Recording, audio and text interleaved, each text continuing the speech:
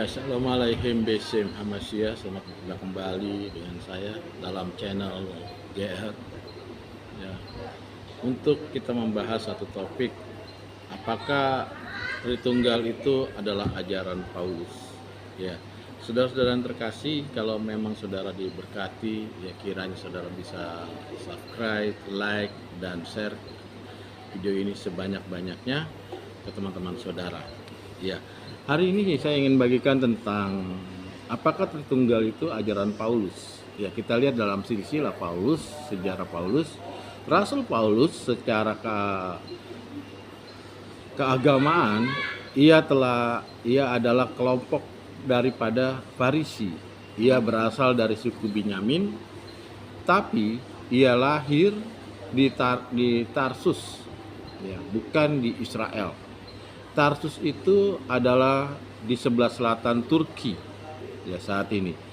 Sekarang itu tempatnya orang-orang non daripada Yahudi yang disebut dengan orang Goyim.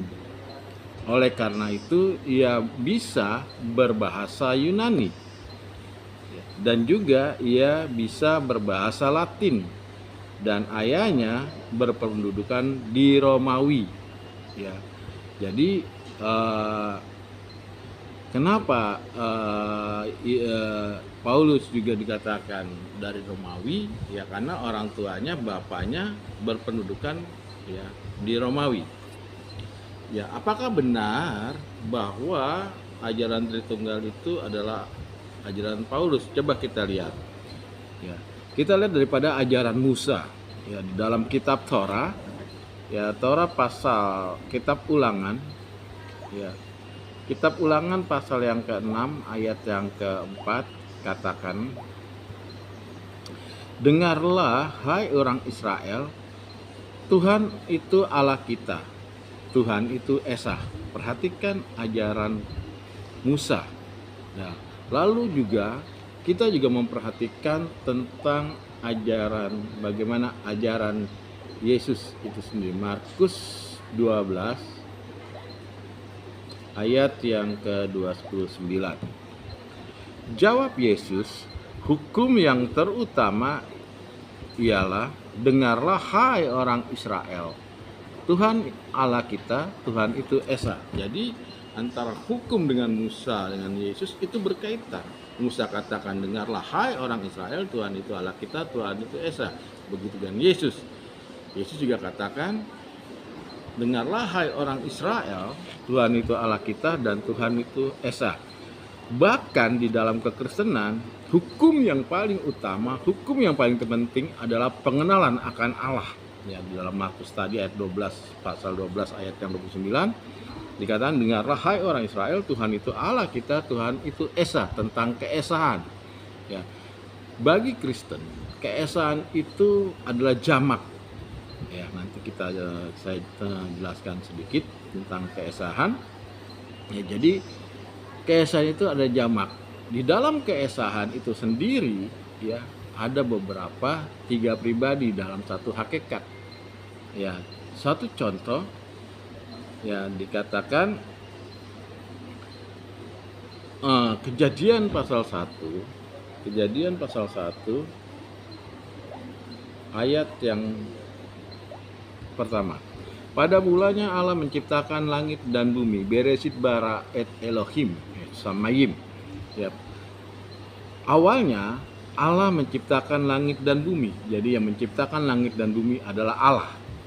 Yang kedua adalah bumi belum berbentuk dan kosong, gulita, menutupi samudra raya, dan Roh Allah melayang-layang di permukaan air. Kenapa harus melayang-layang di permukaan air?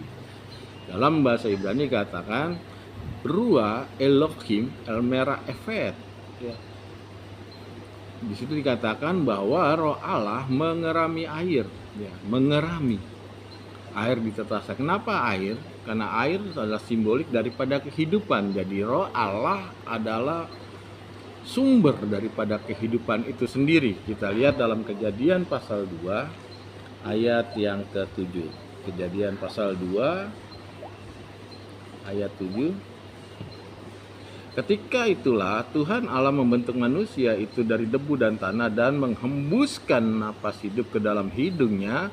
Demikian manusia menjadi hidup. Jadi roh Allah adalah sumber dari kehidupan. Dihembuskan napas hidup, dihembuskan roh Allah masuk ke manusia dan manusia itu hidup. Ya.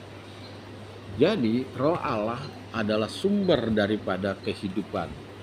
Yang berikutnya, ya, kita lihat di dalam Kejadian pasal 1 ayat yang ketiga. Kejadian pasal 1 ayat yang ketiga. Ya. Berfirmanlah Allah, jadilah terang, lalu terang itu jadi. Berfirmanlah Allah. Siapa yang menciptakan terang? Ya, firman Allah.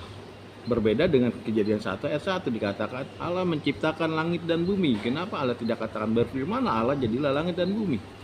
Tidak, memang Allah yang menciptakan langit dan bumi, tapi ayat ketiga dikatakan berfirmanlah Allah, melalui firman-Nya Allah menciptakan terang.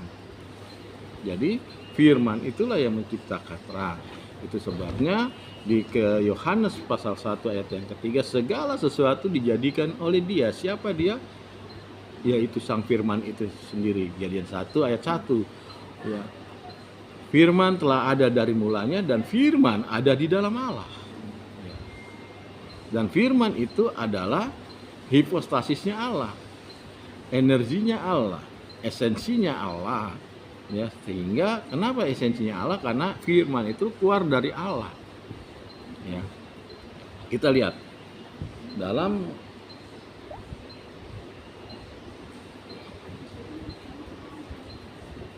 di dalam Kisah Para Rasul pasal 8 ayat yang ke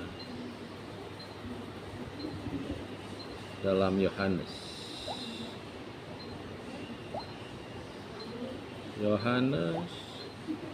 pasal 8 ayat yang ke-42.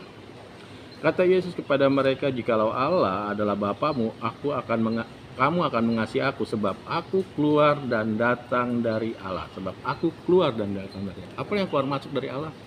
Adalah Sang Firman. Sebelumnya firman ada di dalam Allah, dikandung dalam Allah, dalam pemikiran Allah, lalu dikeluarkan. Ya, sesuatu yang dikandung lalu dikeluarkan itu disebut anak. Ya. Karena firman Allah satu dan Allah itu satu, itulah disebut anak Allah. Jadi anak Allah adalah simbolik dari sebutan daripada Sang Sabda atau firman Allah.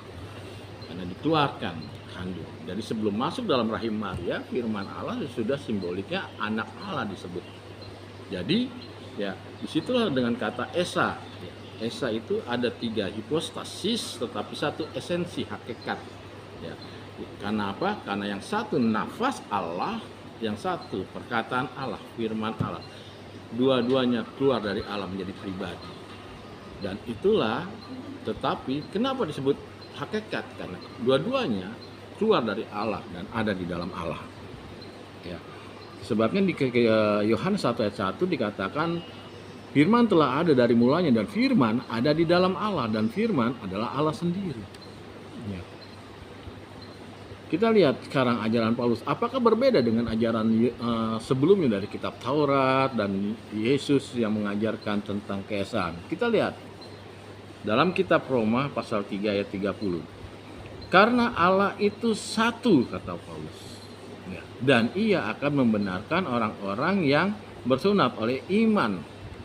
Lihat ayat pertamanya dikatakan karena Allah itu satu. Jadi ya tidak dikatakan bahwa Allah itu tidak. Jadi yang menciptakan Tritunggal bukannya Paulus. Ya, dalam kitab Torah sudah menjelaskan simbolik tentang ketritunggalan. 1 Korintus pasal 8 ayat 4. Tentang hal makanan dan persembahan berhala itu kita tahu tidak ada berhala di dunia ini. Ya, tidak ada berhala di dunia ini. Berhala sebenarnya ada pemikiran kita. Ya, pemikiran kita sendiri. Apapun dalam pemikiran kita yang menduakan akan Tuhan, yang melebihi daripada Tuhan, itu sudah sebut berhala. Jadi berhala sesungguhnya pada masa perjanjian baru adalah pemikiran kita sebenarnya. Dikatakan Tidak ada Allah lain daripada Allah yang esa. Paulus juga mengatakan Allah yang esa. Ya. Lalu ayat yang ke-6, namun bagi kita hanya ada satu Allah saja, yaitu Bapa. Ada satu Allah saja, yaitu Bapa. Jadi Allah disebut Bapa bukan jenis kelamin. Ya, Bapa itu punya kuasa, punya aturan. Ya. Makanya Allah itu punya kuasa. Itu sebabnya Allah disebut dengan simbolik Bapa. Ya, dengan sebutan Bapa yang berasal dari segala sesuatu untuk Dia kita hidup, dari Bapa kita hidup melalui apa hakikatnya, yaitu Roh Allah yang dimasukkan energinya ke dalam diri kita sehingga manusia itu dapat hidup. Ya. Yang berikutnya kita lihat Galatia pasal 3 ayat 20. Seorang pengantar bukan hanya mewakilkan satu orang saja, sedangkan Allah itu satu. Perhatikan, Paulus mengatakan Allah itu esa. Ya, dan dalam penulisan kitab yang lain, para rasul juga mengatakan dalam Yakobus 2 ayat 19, engkau percaya bahwa ada satu Allah, hanya ada satu Allah. Yudas 1 ayat 25, Allah yang esa, juru selamat kita oleh Kristus Yesus. Perhatikan, tidak ada bedanya dari kitab Taurat, dari Yesus yang mengajar, dan sampai Paulus, ajaran itu sama. Jadi tuduhan bahwa Paulus yang mengajarkan, yang mengeluarkan ajaran Tritunggal itu salah besar.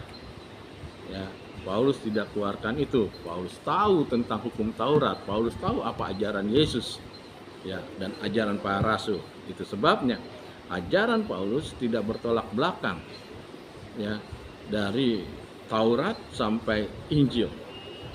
Nah, lalu juga Bapak-bapak gereja, kita lihat dalam pengakuan iman Nikea, di dalam Bapak-bapak gereja juga dikatakan, aku percaya satu Allah, Bapa yang Maha Kuasa, pencipta langit dan bumi, dari semua hal yang terlihat dan tidak yang terlihat. Jadi satu Allah, Bapa dari segala semuanya. Jadi ajaran Paulus, tuduhan bahwa Paulus yang menciptakan Tritunggal, itu bohong besar, itu hoak. Harus kita pelajari sejarahnya, kita lihat dalam penulisan demi penulisan, sehingga kita dapat memahami bahwa ajaran Paulus tidak menyimpang dari ajaran Taurat, Yesus, dan para rasul. Itu saja yang saya sampaikan. Tuhan Yesus memberkati kita semua.